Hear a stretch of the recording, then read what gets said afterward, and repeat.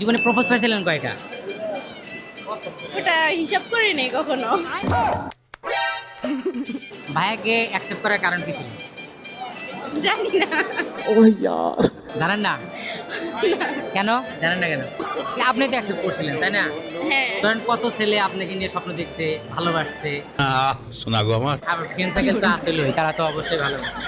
মানে এখনো যেহেতু আজকে আমি তো পড়ে গেছি আর কি, লাভ এট ফার্স্ট সাইট হইলেও হয়ে যেত। ধর আমি ক্র্যাশ আর কি, ভেঙে চুরে ধ্বংসস্তূপের উপর দাঁড়িয়ে আছি আর আপনাকে দেখতেছি, বুঝলেন? হ্যাঁ দেখেন তাহলে।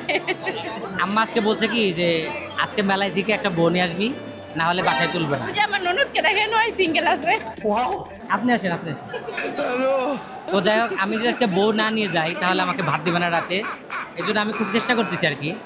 তো অন্তত ভাবি হইলেও অন্তত নিয়ে যাওয়া লাগবে। আচ্ছা, আপনাদের মধ্যে নিয়ে যদি আমি পটাইতে চাই তাহলে আমার প্রতিদিন কোন ধরনের খাবার খাওয়া লাগবে? সব খাবার খাবেন, সব পুষ্টি দরকার, একটা খেলে তো হবে না। আই এম খুবই আপসেট যে আপনার বিয়ে হয়ে গেছে, বুঝলেন? আচ্ছা, আই লাভ ইউ মানে কি? আই লাভ ইউ এর বাংলা কি? জানি না আমি। আপনি পাস করলেন কিভাবে? ডাব্বা মারান স্টুডেন্ট?